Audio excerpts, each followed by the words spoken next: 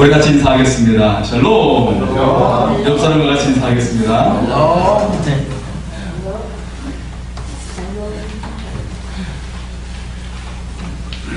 예, 여러분과 함께 나누고 싶은 하나님의 말씀이 있습니다. 로마서 8장 38절과 39절의 말씀입니다. 내가 확신하노니 사망이나 생명이나 천사들이나 권세자들이나 현재일이나 장래일이나 능력이나 높음이나 기쁨이나 다른 어떤 피조물이라도 우리를 우리 주 그리스도 예수 안에 있는 하나님의 사랑에서 끊을 수 없으리라. 할렐루야. 주의 사랑에서 그 어떤 것도 끊을 수 없음을 믿습니다. 아멘. 오늘 그 주님의 사랑을 바라볼 수 있는 아버지의 사랑에 대해서 우리 영상을 통해 한번 보도록 하겠습니다. 여러분 영상을 보시니까 어떠십니까? 예, 가슴이 뜨거워짐을 느낄 수가 있죠. 은총이는 태어날 때 6가지 희귀 질환을 안고 태어났어요. 그 가운데 가장 큰 게 뇌변변, 그래서 왼쪽 뇌를 절개하는 수술을 받아야만 했습니다. 의사는 1년밖에 살지 못할 것이다 그랬습니다. 그러나 부모는 그 말을 믿지 않고 정말 마음을 다해서 사랑을 다해서 이 아이를 정성을 다해 키우게 됩니다.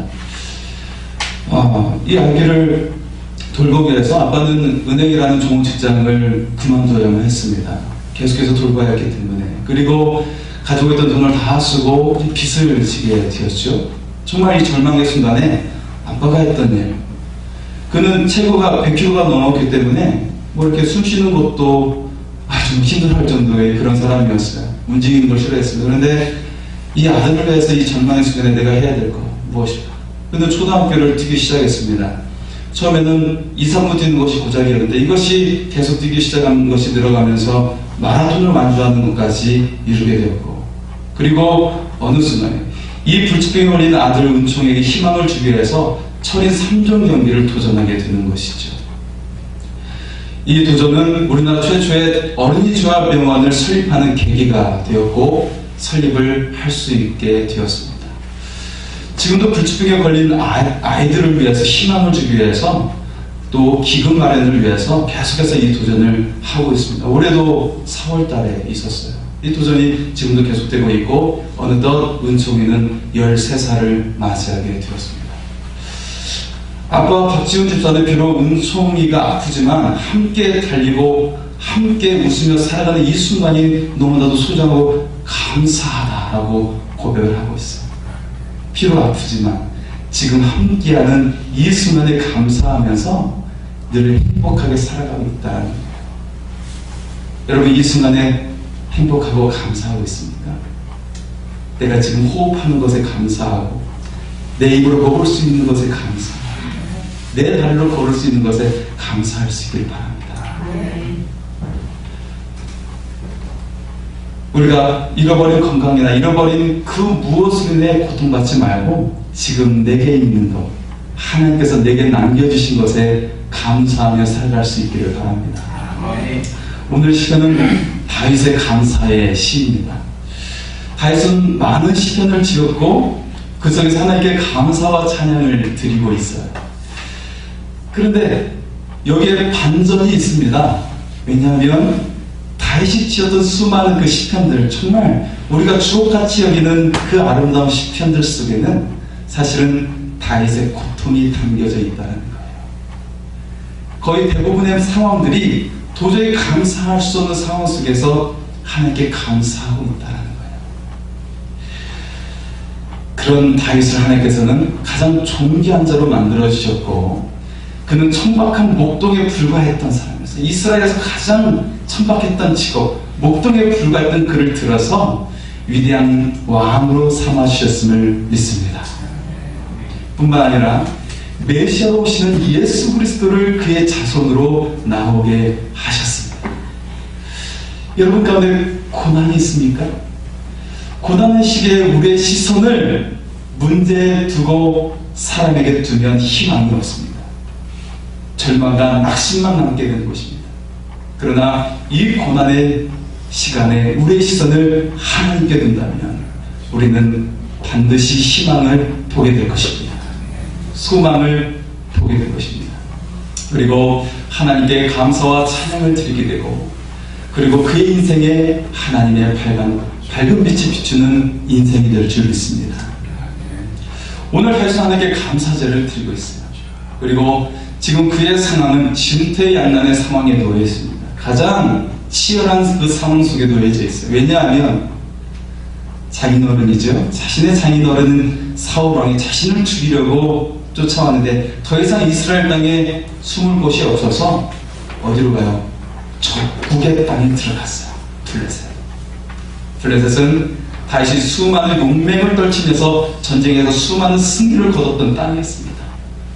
거기에 숨을 수밖에 없었어요. 그리고 블레셋의 왕이 직접 다윗을 찾겠다고 쫓아갔어요. 다윗이 어떻게 했을까요? 이때 다윗은 초자연적인 힘을 발휘했지요. 어떤 것이었습니까? 침을 질질 흘리면서 미친 척을 한 겁니다. 바보가 되었어요. 그 앞에서 살기 위해서 미친 척을 하니까 블레셋의 왕이 이런 모습의 다윗을 보고 말하는 것이죠. 이 미친 녀석이 골리앗 장군을 죽인 그런 다윗일 리가 없다 라고 하면서 그를 무시하고 지나가게 됩니다. 다윗은 이 상황 속에 하나님께 감사하며 기도를 드리고 있는 것이 바로 오늘 시편의 말씀입니다. 첫 번째로 다윗은 8절에 이렇게 고백을 하죠. 나의 눈물을 주의 병에 담으소서. 우리는 인생에서 수많은 슬픔과 그리고 어려움들, 낙심의 순간을 맞이할 때가 있습니다. 지난주에 수능 시험이 끝났지요. 만나이들 마음이 어떨지 많이 복잡할 거라고 생각합니다. 저는 학력고사 시대였는데요. 저는 학력고사를 보고 대학을 진학했을 때 보통 이제 대학에 진학하면 그때는 IMF가 오기 전이었기 때문에 별로 큰 고통이 없고 즐거운 날이 이제 시작되는 거였죠. 근데 저는 대학교 1학년 때 아주 고통의 시간이 시작이 되었어요. 어려운 순간을 맞이하게 되었습니다. 20살 대학교 1학년 꿈 많은 그 시간. 왜냐하면 어머님이 간암에 걸리셔서 신촌 세브란스 병원에 입원을 하시게 되었어요. 가족이 병건호를 위해서 돌아가면서 가셔야 했기 때문에 집은 늘 언제나 텅 비어 있는 정말 고독과 적막함과 고통의 시간들이 계속되었습니다. 나의 눈물을 주의 병에 담는 시간들을 보내야만 했습니다. 오늘 8절의 다윗은 자신이 일당하는 그 삶을 통해 그 모든 삶을 하나님께서 기억하신다고 고백합니다. 그러면서 하고 있는 말이 오늘 8절에 나의 눈물을 주의 병에 담으소서. 이것이 주의 책에 기록되지 아니하였나이까 라고 말합니다. 여기에 다윗의 슬픔을 기억하시는 하나님의 도구가 두 가지가 등장하고 있어요. 바로 주의 병에 그리고 주의 책에 기록되지 아니하였나이까. 이거는 원어에서는 가죽 부대를 말하는 것이고 그리고 주의 책은 두루마리를 의미하는 것입니다. 하나님의 가죽 부대와 하나님의 두루마리에 나의 모든 슬픔이 기록되지 아니하였나이까 라고 고백하는 것입니다. 바로 우리의 슬픔을 기억하시는 하나님의 그 기억의 극적인 표현이 오늘 8절에 사용되고 있습니다. 실제로 하나님 우리의 모든 슬픔을 기억하실 뿐만 아니라 그걸 기록으로 남겨놓았어요. 지금은 천국에도 많이 발달이 돼가지고요, 그냥 책에만 기록하지 않고 영상으로 다 찍어놓고 있습니다. 그래서 우리가 주의 날에 가면 다 영상으로 보여줘요. 그런데 안타깝게도 우리의 슬픔만 보여주는 것이 아니라 우리가 다른 사람에게 용서하지 못하고 죄악을 끼쳤던 것도 다 기록으로 남아있다는 거예요. 나는 기억하지 못했지만 상처를 주었던 말도 다 기록에 남아있다는 거예요. 내 인생이 풀리지 않는 것은 내가 그것을 완벽하게 회개하지 못하기 때문에 인생이 제대로 풀리지 못하는 것입니다. 우리가 주 앞에서 먼저 회개하고 또한 나의 모든 연약함과 슬픔을 기억하신 하나님을 기억할 수 있기를 소원합니다. 하나님께서 우리의 슬픔과 아픔을 외면하지 않으십니다.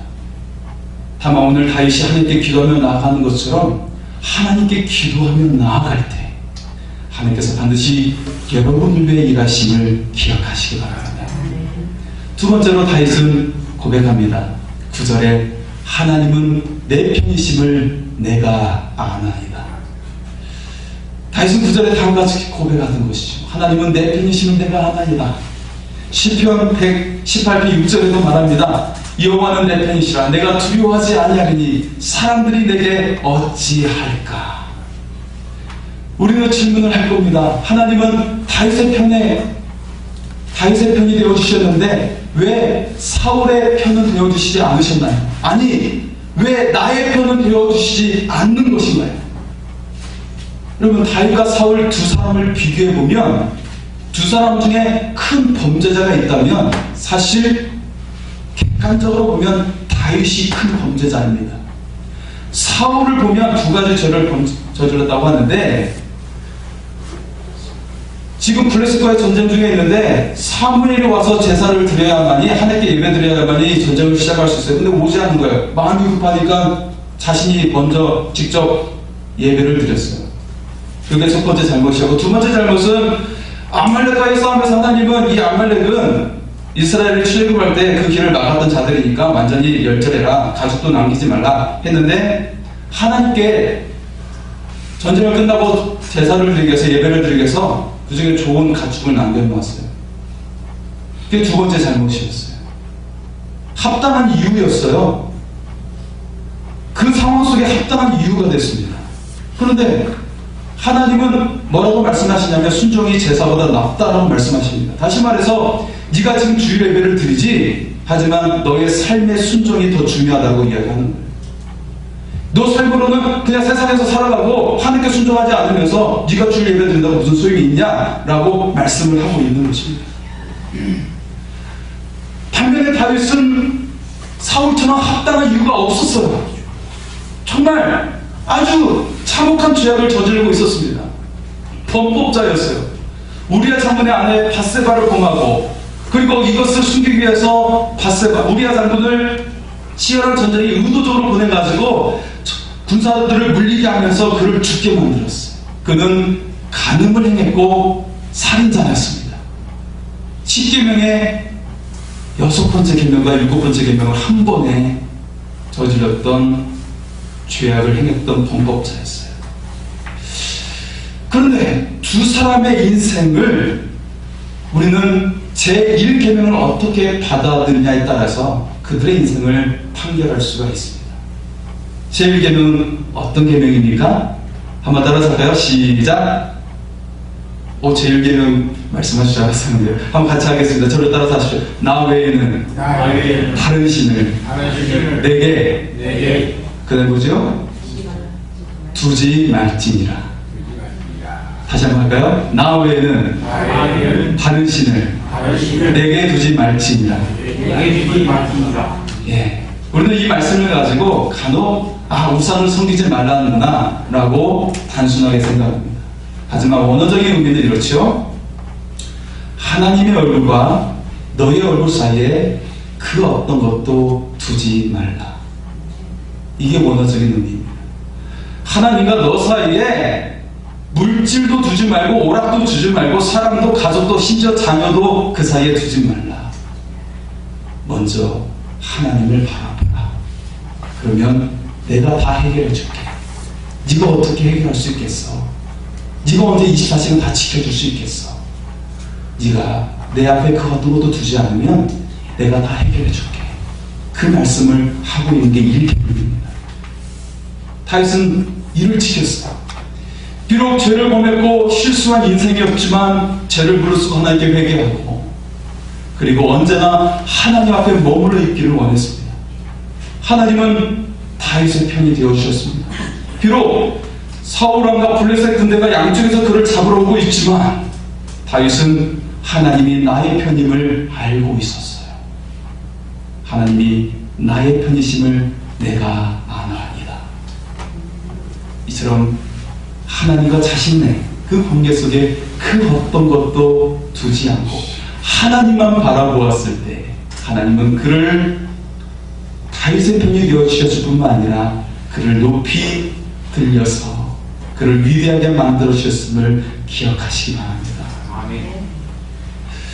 하나님과 여러분 사이에 오직 하나님만 있게 하시기 바랍니다. 그러면 여러분의 인생에 하나님께서 여러분의 편이 되어주심을 믿습니다. 세 번째, 12절에 다윗이 말합니다. 내가 감사제를 주께 드리오니. 다윗은 사울왕과 블레셋 군대의 쫓김을 받고 있어요. 가족도 친구도 그를 버렸습니다. 아내도 그를 버렸어요. 가진 것이 없어요. 먹을 것도 없어요. 이런 상황에서 하나님께 어떻게 감사할 수 있겠습니까? 그런데 하나님께 감사제를 드리겠대요. 곧 감사의 물을 드리겠다는 거예요. 다윗은 이런 상황에서 믿음으로 하나님께 헌신을 하고 있는 것입니다. 비록 이 상황 속에서 그가 소원할 수 있는 건 작은 소원이었죠. 하지만 여기에 천국의 원리, 하나님의 원리가 담겨져 있습니다. 작은 것에 충성된 종이 하나님께서 큰 것을 맡겨주신다. 우리는 작은 것을 쉽게 여길 때가 있지만 하나님은 결코 쉽게 여기지 않는다. 뭐 주일 한 번쯤이야, 뭐 예배 1시간 정도야 라고 생각할 수 있지만 결코 하나님 이것을 작게 여기지 않으신다는 것입니다. 결국 다윗이 왕이 되었을 때 그가 작은 것에 충성을 했더니 하나님께서는 그를 들어서 왕이 되게 하여 주실 뿐만 아니라 부유한 왕이 되게 하셨어요. 여러분, 왕 중에는 다 부유한 것이 아니고 가난한 왕도 있어요. 그래서 정말 국가를 운영하는데 어려움을 겪는 그런 왕들도 있습니다. 다윗은 아들 솔로몬이 성전 건축을 할 수 있도록 모든 걸 다 준비를 하는데 그때 자신의 소유를 드리게 돼요. 국가의 소유가 아니라 자신의 개인 소유를 드리게 되는데 역대상 29장 4절에 보면 오빌의 금 3,000달란트를 바치게 됩니다. 오빌의 금은 최상급의 금을 말하는 거예요. 그리고 3,000달란트, 이게 얼마의 금액인 줄 아십니까? 수량으로 따지면 금 100톤에 달하는 것입니다. 별로 놀라지가 않으시면 집에 한 1톤씩 가지고 계시죠? 우리가 금 10g만 가지고 있어도 부자라고 이야기하는데 100톤을 가지고 있었대요. 다윗은 아직도 도망자 신세입니다. 가진 것이 없습니다. 그러나 하나님께 믿음으로 선하여 감사제를 드렸을 때 하나님께서는 그런 다윗을 100배 아니 10,000배 이상의 축복을 부어주심을 믿으시기 바랍니다. 여러분이 믿음으로 선하여 감사제를 드린 여러분의 그 헌신 가운데 하나님께서 만복의 축복을 내려주심을 믿습니다. 마지막으로 13절에 다윗은 고백하지요. 내 생명을 사망에서 건지셨습니다. 자, 13절의 말씀을 제가 표준 생본으로 다시 한번 읽어드리겠습니다. 주님께서 내 생명을 죽음에서 건져주시고 내가 생명의 빛을 받으면서 하나님 앞에서 거닐 수 있게 내 발을 지켜주셨기 때문입니다. 다윗이 인생에 받은 고통은 한 인간이 받을 수 없는, 감당할 수 없는 고통을 그가 받아왔습니다. 부모에게도 버림받았어요. 형제들에게도 버림받았어요. 장인어른에게 버림받을 뿐만 아니라 그의 생명을 취하고자 했어요. 아내에게 버림받고 자녀에게도 버림받고 자녀들에게 한 사람이 압살롬은 그 아버지를 배반해서 쿠데타를 일으키고 아버지의 생명을 없애려고 했습니다. 그럼에도 다윗이 살 수 있었던 것은 하나님께서 그의 생명을 죽음에서 건져주셨기 때문입니다. 하나님께서 생명의 빛을 그에게 비춰주셨고 그의 인생의 발걸음을 주님께서 지켜주셨기 때문이었습니다. 오늘 한국 사람들 어느 때보다도 어려운 시기를 보내고 있습니다. 가장들이 힘들고 맞벌이 하느라 힘들고 집 대출을 갚느라 힘들고 대부분의 사람들이 대출 인생, 빚진 인생을 한국 사람들이 살아가고 있어요. 우리의 자녀들이 힘이 됩니다. 어릴 때부터 무한 경쟁 시대 속에서 가슴의 따뜻함을 느끼지 못한 채 공부에 시달려 살아가고 있어요. 그래서 OECD 국가 중에 청소년들 자살률 14년째 1위를 달리고 있습니다. 부모 반성문의 저자 이윤남 씨는 한국 청소년이 자살률이 높고 폭력이 많은 이유가 가장 먼저 그 이유가 어디 있냐면 부모에게 있다고 이야기하고 있습니다.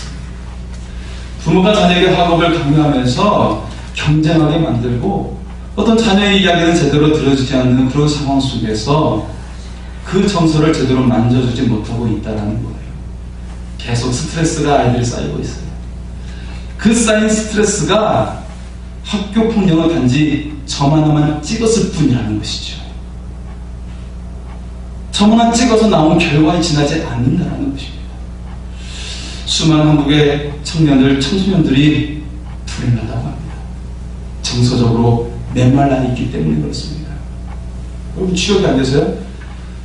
일본의 취업률은 4%밖에 되지 않아요. 취업하지 못하는 사람들이. 그만큼 취업률이 높다는 것입니다. 우리 한국은 12%입니다. 그런데 일본도 만만치 않게 자살률이 굉장히 높아요. 청년들이 시비에 빠져 있어요. 이거는 비단 취업률에 해당하지 않는다는 거예요. 정서적인 문제도 같이 결부되어 있다는 것입니다. 예수님 우리에게 관계를 맺기 위해 오셨습니다. 우리를 사랑하기 위해 오셨습니다. 완전하시고 선하신 아버지의 사랑을 전하기 위해 오셨습니다. 그리고 그것을 말씀으로만 하지 않으시고 우리를 살리기 위해 실제로 자신의 생명을 주셨고 우리의 생명을 살려주셨습니다. 주님은 이를 통해 하나님과 우리가 화목하게 하시고 우리가 서로 자신의 모든 연약함과 잘못을 서로 용서하고 화목하기를 원하십니다. 주님이 돌아가신 것은 하나님과 우리가 화목해지는 것이고 우리가 서로 화목해지는 것이에요. 우리 한번 같이 고백할까요? 주님이 죽으심을 우리가 믿는다면 우리 여자에게 사랑으로 주님의 사랑으로 사랑합니다 고백하겠습니다. 주님의 사랑으로 사랑합니다. 주님의 사랑합니다. 그러나 사탄은 우리에게 세상을 향해 성공을 향해 달려고 합니다. 다른 사람보다 더 잘 살라고 말합니다. 다른 사람을 딛고 일어서라고 말합니다. 끊임없이 경쟁하고 남을 깎아내리라고 말합니다. 남들과 싸워서 살아남으라고 말합니다. 사탄은 우리의 삶에 어둠의 영을 심어줍니다. 그리고 우리 위에 군림하려고 합니다. 주님은 요한복음 10장 10절에 말씀합니다. 도둑이 오는 것은 도둑질하고 죽이고 멸망하려는 것뿐이요 내가 온 것은 양으로 생명을 얻게 하고 더 풍성히 얻게 하려 함이니라. 할렐루야. 사탄은 우리의 것을 도둑질하고 멸망하고 죽이려고 하는 것입니다. 그러나 주님은 우리에게 생명을 얻게 하고 더 풍성히 얻게 하려고 하는 것입니다. 아멘. 멕시코에서 선교활동을 하고 계시는 에스더 권송교사님의 이야기를 하고 말씀을 마치겠습니다. 그녀는 엄마와 아빠, 오빠 셋이 있었습니다. 그녀는 막내딸이었어요. 사랑을 많이 받았겠지요. 오빠 셋에 딸 하나. 하지만 매일 아빠는 보통 때는 좋은 분이셨지만 술만 마시고 오시면 폭력을 행사했습니다. 어떤 때는 들어오실 때 모든 성을 막 깨부시면서 쾅쾅쾅 하면서 오시면 가족들은 다 두려워서 숨는 것이죠. 동네 사람들은 이걸 숨겨놨을 때, 가족들을 숨겨놨을 때 후에 보복이 두려워가지고 숨겨주지 않고 그러면 배수구에 숨어가지고 나이 받기를 기다리는 거예요. 한 번은 온 식구를 방에 가둬놓고 연탄가스를 중독을 시켜가지고 죽음 직전까지 이르게 합니다. 죽기 직전에 그래서 문을 열어주고 그렇게 하는 일들이 빈번했다는 것입니다. 또 술에 취해가지고 병을 깨서 병조각을 입으로 막 씹어가지고 피가 나기도 하고 그리고 그걸 뱉어가지고 사람들은 상처 입기도 하고 또 사시미칼을 사람들에게 휘둘러가지고 이것을 막다가 엄마는 칼에 많은 그런 상처를 몸에 지니게 되었습니다. 어느 날 그런 아빠가 자기 분을 못 이겨서 옥상에서 목을 매달고 자살을 했어요. 믿지 않고 자살하신 아버지의 얼굴에 그 모습은 너무나도 귀찮았습니다. 보통 우리가 예수 믿는 사람들의 그 장례를 치르면, 저도 많은 장례를 치러봤습니다만 얼굴이 굉장히 밝아요. 빛이 나요. 정말 말 그대로 빛이 나요. 그런데 그분이 고백하기를 아버지의 얼굴에 보았는데 얼굴에는 지옥 같음이라고 분명히 그 얼굴에 나타나고 있다는 거예요. 흉측한 얼굴이었다는 거예요. 아빠의 죽음으로 가족은 평안을 찾는 것처럼 보였습니다. 둘째 오빠는 무척 공부를 잘해서 공부를 조금 해도 1등을 갖는 거예요. 집안의 자랑이었습니다. 그런데 아빠의 자살 이후에 2년 만에 남녀 호랭개미에 빠져 살다가 더 우울증을 겪게 되면서 관악산에서 운동화끈에 목을 매달아서 자살을 하고 말았어요. 오빠의 나이가 18세였습니다. 그녀는 큰 고통과 아픔 속에서 내 사랑하는 오빠를 왜 데려가셨냐고, 아직 하나님도 모르는 그 상황 속에서 하나님을 원망하고 하나님을 저주했다는 거예요. 둘째 오빠가 죽은 후 큰 오빠는 불교에 신취했습니다. 가난을 지켜서 불교의 윤회를 따라 살면서 내가 다시 태어나면 난 독수리가 될 거야 라고 말하더니만, 그리고 온 후 큰 오빠는 한강에 투신을 가지고 마치 독수리가 날듯이 거기에 떨어지면서 투신하고 말았어요. 그녀는 예수님이 누군지 몰랐지만 하나님도 싫고 예수님도 싫다고 말했어요. 가족의 죽음의 그림자는 끝나지 않았습니다. 이제는 그녀의 삶 가운데 죽음의 그림자도 다가오고 있었어요. 그녀의 귀는 계속해서 다음 죽을 사람은 너야, 죽어라, 죽으면 편하다 하는 말이 계속 환청이 들려오는 겁니다. 그래서 여러 차례 자살을 시도했는데 어느 날 죽음의 문턱에서 한 가지 환상을 보게 되는 겁니다. 가장 사랑했던 둘째 오빠를 지옥에서 보게 된 거예요. 그 쇠창살에 꽂혀 있어가지고 그 불크동 속에서 계속 화염에 휩싸여가지고 그 고통을 당하고 있는데, 그 고통의 모습을 말로 표현할 수 없는 끔찍하고 참혹한 모습이 펼쳐지고 있는 것입니다.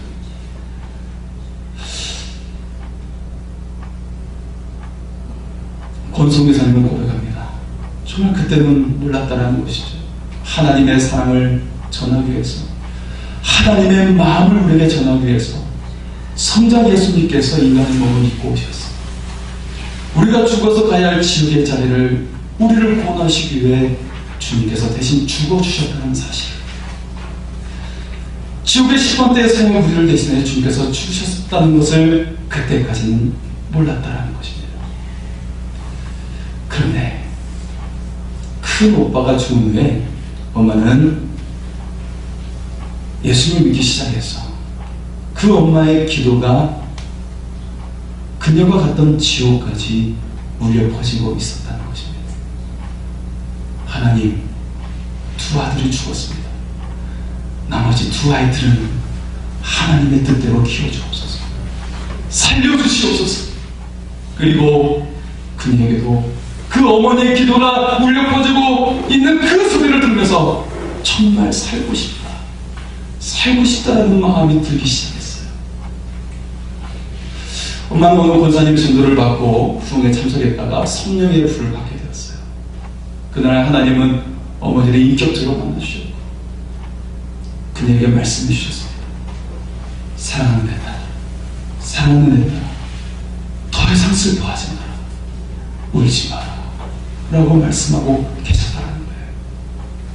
하나님께서 이 음성으로 두 아들을 자살로 잃은 어머니의 갈기 찢긴 마음을 어루만져 주셨습니다. 그 순간 어머니는 오직 예수를 외치며 전도하러 다니셨습니다. 어머니의 기도는 땅에 떨어지지 않습니다. 기도에 강력한 역사가 있습니다. 어머니의 기도로 따른 지옥의 문턱에서, 죽음의 문턱에서 살아나서 살게 되었습니다. 할렐루야. 사망의 문턱에서 살아난 그녀는 예수님을 영접하게 되었어요. 그리고 자신의 생명을 주신 하나님께 너무 감사해서 신학을 하게 되었고, 의사인 남편과 더불어서 멕시코로 선교사로 소명을 가지고 사명을 이루고 있습니다. 셋째 오빠도 선교사가 되어서 역시 멕시코에 있는 한인교회를 섬기면서 동생인 에스더 보안 선교사님과 함께 그 선교를 같이 연합하면서 감당하고 있습니다. 새로운 생명을 주신 주님, 그리고 당신의 자녀가 되는 새로운 존재가 되신 주님께 감사하면서 천국 복음을 증거하고 있다는 것입니다. 여러분, 어머니의 기도는 땅에 떨어지지 않습니다. 아버지의 기도는 땅에 떨어지지 않습니다. 가족의 기도는 땅에 떨어지지 않습니다. 반드시 주께서 들으시고 역사하십니다. 하나님은 어머니와 같습니다. 성령 하나님께서는 우리를 위해 말할 수 없는 탄식으로 우리를 위해 친히 강구하고 계십니다. 지금도 어둠의 영에 끌려가지 않고 네가 생명의 거부로 네가 구원 가운데 구원을 얻는 영혼이 되도록, 그리고 진정으로 네가 축복된 삶을 살도록 성령 하나님께서 우리를 위해 친히 강구하고 계십니다. 내 아들아, 내 딸아. 하나님은 아버지와 같습니다. 은총이를 위해 철의 3종 경기에 나간 아빠처럼 은총이는 하는 것이 없습니다. 아버지가 그 은총이를 위해서 마라톤을 뛰고 철의 3종 경기를 하면서 그 모든 험난한 고개를 넘으면서 가는 거죠. 은총이가 하는 것이 없고 아버지가 다 합니다. 우리 인생에서 우리가 하는 것이 하나도 없습니다. 하나님께서 하시는 것입니다. 아버지 하나님께서 우리에게 그 모든 문턱에서 넘게 하시고 힘을 주시고 그 모든 것을 이루게 하십니다. 그 하나님께 우리를 맡기면 하나님 우리의 편이 되어주시고 모든 것을 이루어 주십니다. 우리의 좋으신 아버지가 되시고 어머니가 되신 하나님, 그 하나님께서 우리를 위해 친히 강구하고 계시며 우리 찬양을 하시면서 우리 그 하나님을 바라볼 수 있기를 바랍니다. 당신이 지쳐서 기도할 수 없고 눈물이 빗물처럼 흘러내릴지라도 주께서 지금 우리를 위해 기도하시고 우리를 사랑으로 함께 하십니다. 같이 찬양하겠습니다.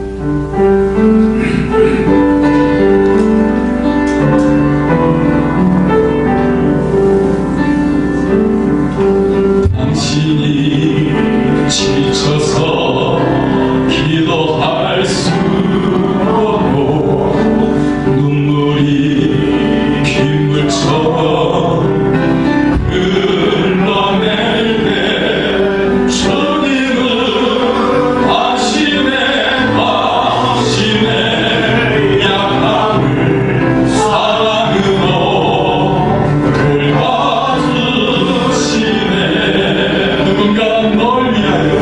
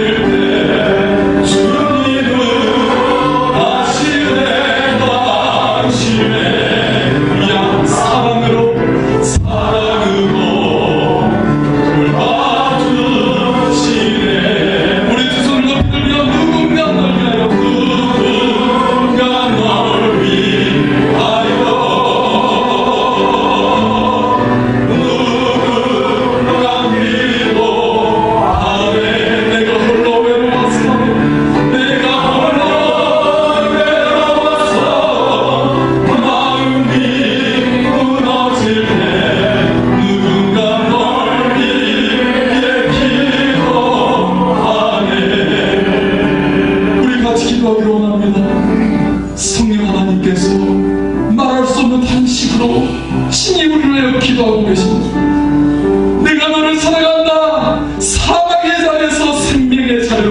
돌아오라.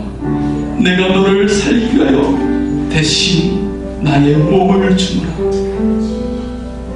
십자가에 나의 모든 몸을 주노라. 이 시간 나를 위해 친히 간구하시고 생명을 주시고 우리 편이 되어주시고 우리에게 축복의 길로 인도하시는 그 하나님을 바라보며 아버지여 나의 모든 것을 맡기오니 주님의 생명의 손길이 나와 함께 해달라고 주여 크게 외치고 같이 기도하겠습니다. 주여